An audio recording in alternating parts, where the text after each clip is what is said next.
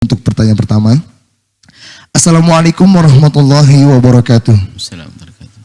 Semoga Allah selalu memudahkan jalan dakwah Buya Yahya beserta tim Al-Bahjah.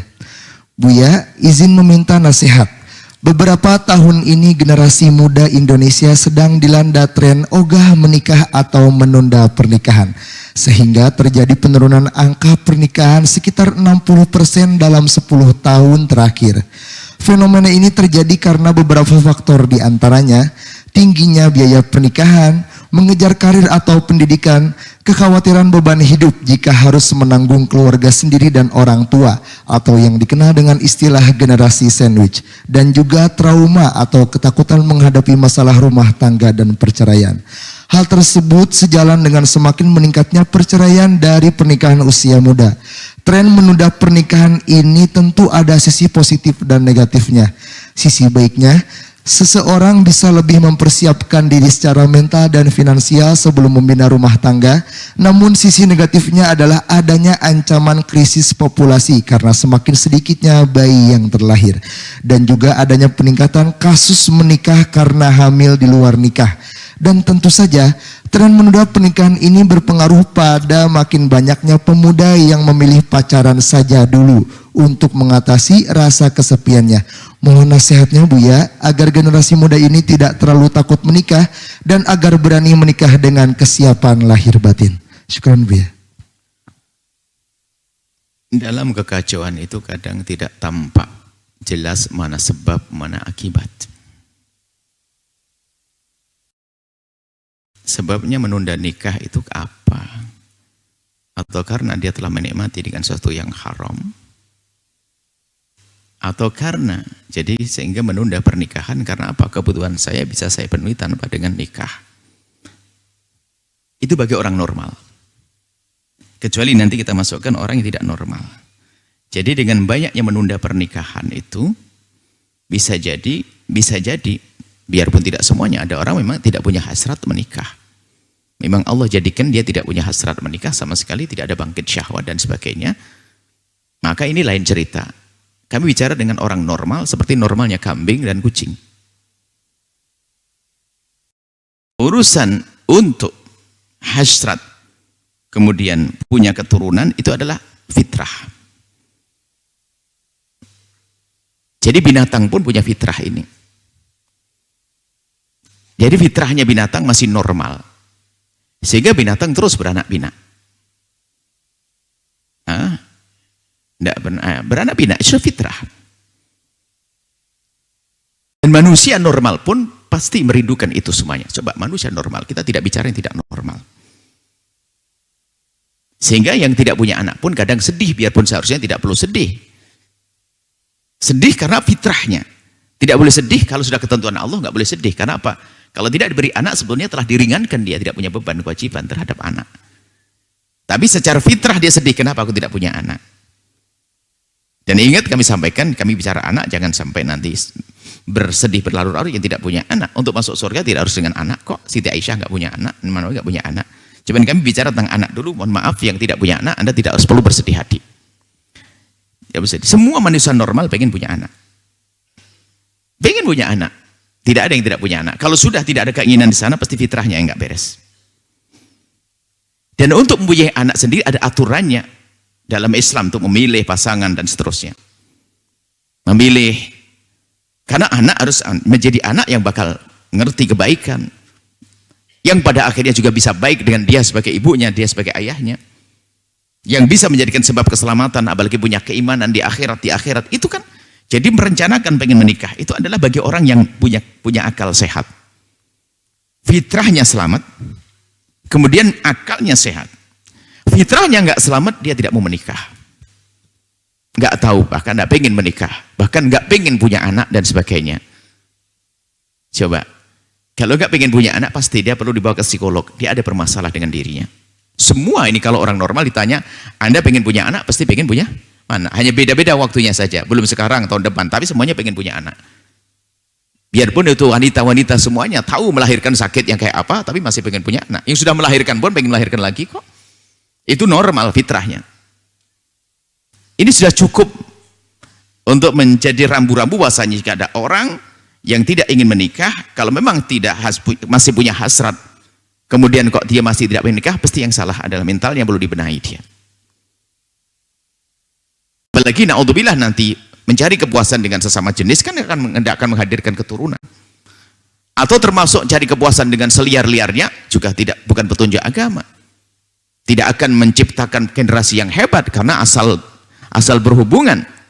Sehingga mereka akan berpikir bahwa yang diatur oleh Islam itu adalah indah.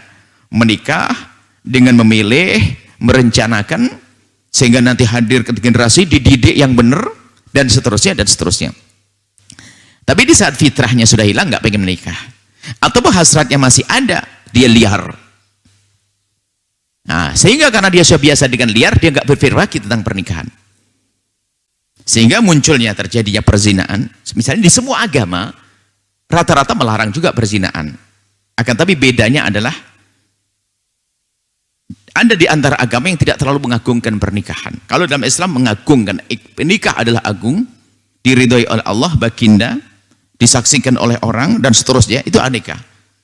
Jadi, di saat orang itu tidak mengagungkan pernikahan, jadi bukan mengatakan zina rendah loh ya, karena zina mereka juga nggak mau pada dasarnya, pezina pun juga mengingkari. Bukti kalau ibunya zina juga nggak mau kok dia, bapaknya zina juga geli dia, biarpun dia berzina. Seorang telah berzina, dia pun juga nggak mau kalau anaknya dia berzina. Jadi akal sehatnya masih berkata, itu tidak baik. Nah permasalahannya, kenapa terjadi perzinaan? Yang tadi yang disampaikan dari pertanyaan itu adalah mengarah ke situ. Bahwasanya di saat seorang tidak mengagungkan lagi pernikahan, bukan suatu yang menjadikan dia mendapatkan pahala besar di hadapan Allah. Di saat nikah sudah tidak diagungkan, maka derajat nikah akan turun. Sehingga karena sudah derajatnya turun, orang tidak akan memandang lagi menikah, sehingga urusan syahwatnya tidak peduli apakah dengan zina atau dengan nikah. Itu permasalahannya. Sehingga kalau orang mengagungkan pernikahan, baik dia sebelum nikah atau setelah nikah, susah masuk zina. Kenapa? Di balik pernikahanku ada ridho Allah, ada pahala. Aku menyentuh tangan istriku, ada dapat pahala. Tapi menyentuhnya haram. Maka ada kekeroposan keimanan di sini. Tentunya bicara dengan orang awam yang punya masalah besar, tidak cukup kita dengan keimanan, tapi logis, sesuatu yang logis juga perlu. Ini kita bahas keimanan dulu. Karena nikah adalah agung, maka yang sudah, yang belum pernah menikah pun berpikir bagaimana aku akan mendapatkan kemuliaan di hadapan Allah. Maka berpikir tentang pernikahan. Kalau ingin mencari kesenangan pasti dengan cara ini. Sehingga karena nikah dianggap sesuatu yang dahsyat, yang agung, akan dicari. Akan dikejar itu yang halal. Maka dari itu memahamkan ini tentang agungnya pernikahan ada hubungannya dengan keimanan. Tapi sebaliknya kalau sudah tidak ada, tidak mengagungkan pernikahan, yang belum menikah mudah melakukan zina. Bahkan yang sudah pernah menikah pun dia akan masuk wilayah ini. Karena apa? Tidak menganggap pernikahan itu adalah agung. Nikah agung, sentuhan tangan kita ada pahala. Apakah kita tidak yakin dengan pahala yang menjadikan sebab kita bahagia di akhirat nanti? Jadi permasalahan kita dari sini kurang mengagungkan pernikahan. Bahwa di balik pernikahan ada ridho Allah, ridho Rasulullah. Bahkan Nabi mengatakan, "Apa ini muwahin bikumul umam." Aku akan bangga dengan pernikahan, karena dengan pernikahan kalian akan banyak keturunan dan seterusnya. Nabi merindu. Di samping itu ada syahwat. Bahkan Nabi mengatakan seorang laki-laki mendatangi suaminya adalah seperti sedekah pahala. Terus kita sadar makna ini, mustahil susah melakukan kehinaan sekecil apapun. Tapi bagaimana seorang ini permasalahan adalah akhlak, kroposnya iman. Kita membahas kroposnya iman dulu. Samping ada kroposnya mental. Kroposnya iman, sudah punya halal karena melakukan kehinaan. Bagaimana ini? Sudah punya halal, berarti lupa Allah dia. Karena dia biasa dengan mengintip yang haram, akhirnya terbiasa dengan haraman. Makanya nggak bisa mana sebab mana akibatnya. Atau sebabnya karena dia biasa dengan haram lalu tidak rindu nikah. Bisa jadi begitu. Karena bagi dia kalau melampiaskan syahwat gampang saja, saya bisa menyelesaikan dengan gampang kok. Ngapain susah-susah? Nggak tanggung jawab lagi, kalau saya menikah nanti, wah saya menghamili orang, nanti saya ngerawat. Nah, ini padahal hidupnya orang beriman bukan egois. Kalau seorang suami menikahi seorang istri, bareng-bareng dong anak dirawat bersama, ini kebahagiaan, kan indah. Kalau orang normal pasti rindu untuk punya keturunan. Nah, sekarang masuk rasa takut.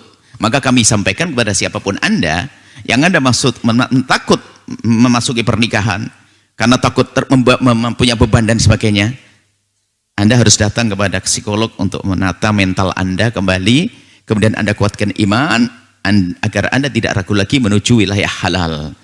Jangan sampai kita menikmati yang haram, na'udzubillah, haram. Nah, kemudian munculnya di hari ini katanya orang tidak menikah. Problemnya itu karena mentalnya juga, karena kroposnya iman. Mental.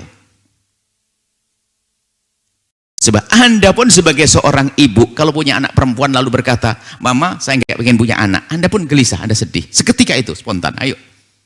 Jangan kau ngomong nggak punya anak. Sedikit tertunda saja bertanya, kapan kau punya anak? Normal. Maka dari itu justru tanda kasih sayang kami kepada mereka itu adalah, yuk kita jadikan mereka sadar kembali bahwasanya untuk kembali kepada normal. Nggak perlu rasa takut itu. Adapun permasalahannya adalah takut beban kehidupan dan sebagainya. Beban kehidupan itu ada hubungannya dengan tamak kita dan rakus kita. Kalau kita biasa membiasakan hidup sederhana, kita akan capek. Karena kita biasa hidup dengan ambisi, atau hidup kita diatur oleh cara hidupnya orang lain. Kalau kemarin dalam hikmah terakhir kami sampaikan, cari perhatianmu itu adalah, kalau kita mencari perhatian terus, apa kata orang, seolah-olah kita meletakkan belenggu di atas leher kita sendiri. Apa kata orang, kita bingung. Orang beli motor baru, kita bingung. Orang ini terus bingung. Nah, kita dikuasai oleh ketamaan. Ikut-ikutan, handphone baru, beli. Kita pengen beli, terus tersiksa. Makanya itu jadikan hidup susah. Tamak, rakus, dan Nabi melarang yang demikian itu. Karena kita melanggar Nabi, makanya nikah kok jadi takut. Kenapa? Nikah nanti kayak beban. Mana? Kalau berpikir cerdas, sebelum nikah Anda makan atau tidak? Makan. Istrimu makan atau tidak? Makan. Sumbernya Allah kasih. Ya, tentunya sederhana sekali kalau kita berpikir. Kemudian sambil sama-sama cari makan, kan bisa. Kan dia lebih cerdas daripada dia cari makan sendiri, perempuan cari makan sendiri, nggak bisa cari kepuasan yang halal. Tapi ini cari makan bareng-bareng, bisa cari kepuasan yang halal. Tentu orang cerdas dia. Anak sama, dididik dengan cara yang benar bersama-sama. Sekarang mendidik anak pun, kenapa ada orang mendidik anak mahal dan sebagainya? Khayalannya bukan bagaimana anak selamat. Khayalannya nanti sekolah, anakku harus masuk sekolah ini. Masuk SD saja berapa ratus juta. Loh, dia salah berpikir. Memang untuk menjadi orang hebat harus sekolahnya mahal-mahal seperti itu. Biasanya pergaulan, cara pandang, tamak, rakus kepada dunia menyiksa dirinya. Sehingga menikah itu jadi beban. Belum apa-apa beban. Mana ada mesrana, mana indahnya. Dan memang dalam pernikahan harus ada persiapan, akan tapi tidak boleh menjadi ketakutan di saat kita mempersiapkan diri. Itu pembahasan pernikahan. Dan ini sebenarnya ada silsilah ya, panjang, nggak boleh, nggak cukup. Jadi ada permasalahan-permasalahan kenapa orang tidak mau menikah dan sebagainya. Kita lacak apa sebabnya. Dan ada memang yang mohon maaf seorang laki-laki tidak mau menikah karena mohon maaf memang dia tidak punya fungsi sebagai seorang laki-laki karena sakit dan sebagainya. Seorang perempuan mungkin juga demikian ada. Tapi dalam keadaan normal. Dia tidak pengen nikah tapi suka nonton film kotor, melampiaskan syahwat dengan cara yang haram. Nah inilah yang kita bahas. Sehingga tadi agak ada orang hamil luar nikah dan seterusnya dan seterusnya. Secara umum kami ajak, ayo kita sadar semuanya. Takutlah kepada Allah yang pertama. Kemudian di saat Anda menemukan diri Anda itu sudah tidak normal, Anda segera datang pada ahlinya agar dibenahi mental Anda, psikolog. Takut kepada Allah, mental Anda normal. Kemudian setelah itu, yakini dalam hidup ini adalah mudah. Apa untuk menjadikan hidup Anda mudah? Biasakan dengan sederhana. Kalau 3 prinsip ini mudah Anda menikah. Ya, iman Anda kuat. Karena iman Anda kuat, Anda susah melakukan yang haram. Lihat, enggak. Sementara syahwat saya tinggi, karena syahwat saya tinggi, daripada saya yang haram, saya cepat nikah. Malah cepat nikah dengan keimanan. Tapi karena kropo saya iman, nyicipi dikit-dikit. Coba-coba. Nanti sajalah. Nanti saja. Terus syahwatmu gimana? Ya kan saya bisa nyuwil sedikit-sedikit. Nah ini bahaya karena kropos imannya. Maka kuatkan iman, mentalmu sehat, biasakan dengan sederhana, maka selesai problem ini. Kalau orang biasa dengan ketamaan dia akan puas. Nabi yang menyebutkan kalau seandainya diberi 1 lembah emas, kekayaannya dia minta lembah yang kedua, 2, ketiga.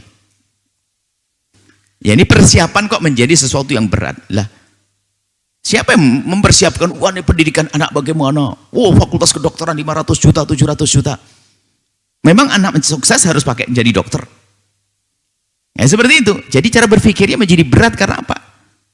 Dia terbiasakan gaya hidupnya orang terhadap dirinya sendiri.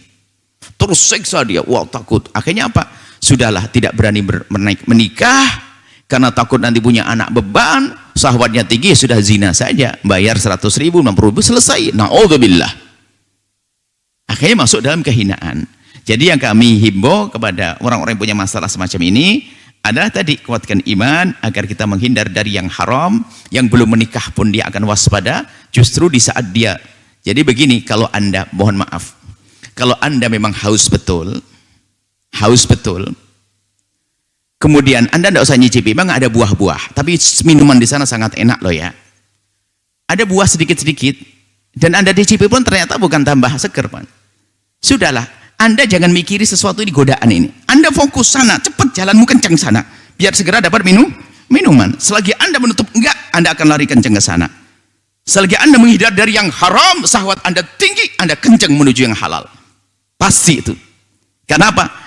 Obatku ini hanya halal itu. Di sana halal harus kau kejar.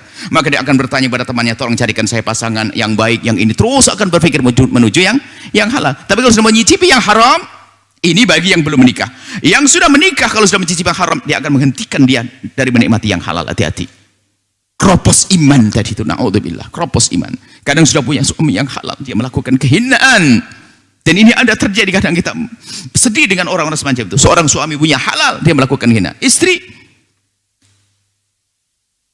Dan kalau sudah membahas ini, kami akan bahas tentang sebabnya. Sebabnya lagi adalah tontonan yang tidak benar dan sebagainya. Membangkitkan syahwat. Dia hanya hidup hanya untuk membangkitkan syahwat-syahwat.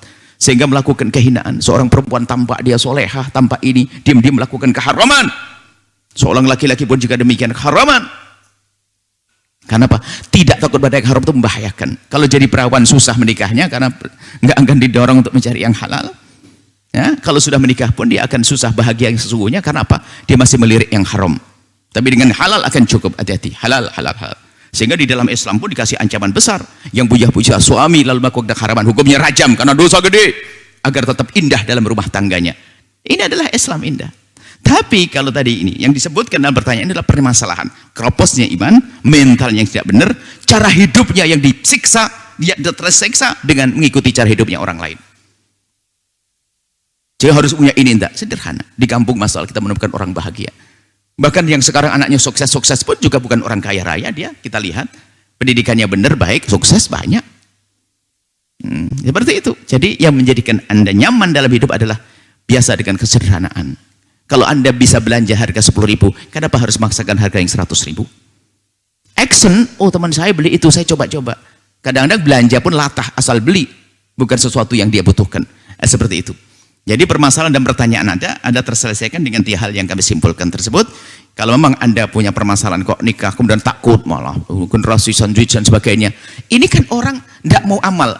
Kalau saya misalnya, tiba-tiba punya anak, lalu saya biayai anak saya. Ibu saya biayai, bukankah yang memberikan kekuatan saya adalah Allah? Saya beruntung dong. Saya bisa punya amal di saat saya menolong ibunda saya, ayahanda saya. Saya bisa menyekolahkan anak saya. Lu seneng dong, kenapa pusing? Lah kok mau berbuat baik? Kok mau berbuat baik itu sudah pada bingung. Waduh, saya kalau ketemu dia nanti, aduh, belikan neraktir dia. Nah, kok takut neraktir? Pasti orang pelit itu ya. Takut neraktir itu orang pelit. Orang nggak punya jiwa tolong menolong. Akhirnya dia maunya sendiri saja kalau sama orang lah. Giliran dia ngasih minum, saya nggak ngasih, saya ngasih rugi dong, saya ngasih nanti. Pelit. Jadi itu. Jadi pengen punya anak tuh takut. Hartanya dimakan sama anak, dimakan ibunya takut. Kan nggak ada iman itu semuanya.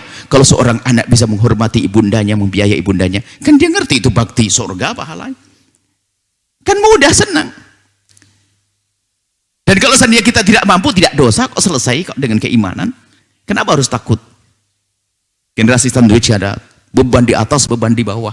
Kok takut beban? Yang enak nanti kalau sudah masuk surga nggak ada apa-apa. Di dunia seperti itu.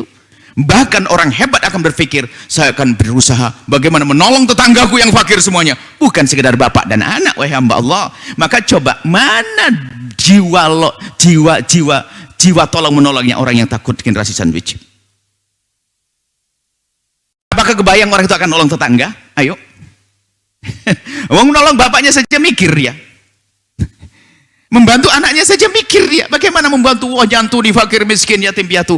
Sementara Islam mengajak kita lebih jauh dari itu. Bukan sekedar bapak dan ibu. Hanya nanti ada tambahan. Jika engkau menolong, memberi nafkah kepada orang fakir di sana, itu adalah pahala besar.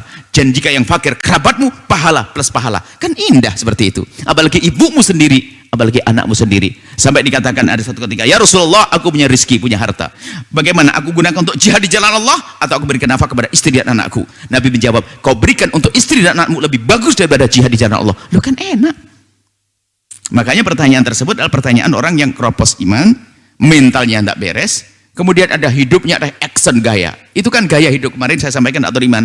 Orang hari ini gayanya hidup, pengen diatur oleh orang lain. Gara-gara kerja di kota, itu kalau pulang ke rumah itu nggak bisa kalau kecuali harus tampak keren. Mobil rental, bagi-bagi duit, ngutang, nyungsep dia. Gaya itu, action itu. Itu kan hidupnya orang tersiksa dia. Padahal dia tuh nggak punya duit, dia nggak berani pulang. Kenapa nggak berani pulang? Kalau saya pulang tuh kan saya harus bagi-bagi duit. Oh, pengen dilihat orang kalau kaya dia. Padahal nyungsep dia. Hari ini pun model begitu. Ada suatu ketika ada seorang ibu-ibu, kita ceritakan kemarin, ngada pada kita urusan anaknya nggak bisa bayar sekolah. Ya saya pikirkan anak kami waktu itu masih sekolah di Cirebon itu kan anak kami 1 bulan 75.000 kan? 75.000. Saya tanya, ibu berapa perubahannya? 1.200.000. Kaget saya. Saya aja 75.000, dia yang minta ke saya anaknya sekolah sebulan 1.200.000. Cuma dia orang nggak mampu, tapi sekolah ke anak itu sekolah mahal, action dia. Dipikir kalau anaknya sekolah mahal langsung jadi kaya. Ini ada. Ya model hidup orang begitu yang tersiksa. Oh, kita saja masukkan anak sebulan 75.000 dan sekolah anak kita juga bisa belajar. Orang yang minta bantuan kita minta berapa? 1.200.000. Ini saya yang gila atau siapa ini? Saya bingung ini. Akhirnya dikatakan nasihati. Cuman action hari ini action. Masukkan sekolah harus mahal, harus ini, harus itu. Itu namanya hidup kita diatur oleh orang. Maka seperti kita meletakkan bengkulu di leher kita sehingga nikah pun ketakutan dan sebagainya. Coba kalau orang punya prinsip 3 ini, mentalnya sehat, dia normal. Saya pengen punya keturunan yang baik. Dia mencari istri solehah, pinter, hebat, suami yang soleh ini. Kemudian Pak, dia punya iman, takut yang haram. Lihat tahu. Nah, kemudian setelah itu Pak, biasa dan sederhana. Oh gampang, sehari ada nikah masal. Ada nikah masal, hidupnya sederhana, nggak usah bising. Kadang-kadang diseksa, wah maharnya harus begini. Mungkin dia berkata, lu nikah kan perlu makan. Nggak nikah pun juga perlu makan kok Pak. Mulai kapan orang nggak perlu makan? Cara berpikir Anda itu bagaimana? Lalu berkata ada, pernikahan dini bermasalah. Pernikahan dini yang bermasalah itu adalah pernikahan yang terpaksa hamil duluan dan sebagainya. Tapi kalau nikah yang direncanakan, itu ya direncanakan. Seperti itu. Tolong dibedakan. Jangan menyalahkan nikah dini. Semoga Allah memberikan pada kita kekuatan iman. Yang belum menikah menjaga diri, yang sudah menikah semakin takut kepada Allah. Sehingga yang halal semakin indah. Dan semoga Allah mencukupkan rezeki kita. Memberikan pada kita sifat qanaah, bersyukur atas karunia, tidak tamak. Wallahu a'lam bissawab. Setelah Anda menyaksikan video ini, jangan lupa berselawat kepada baginda Nabi Muhammad sallallahu alaihi wa alihi wa sahbihi wasallam.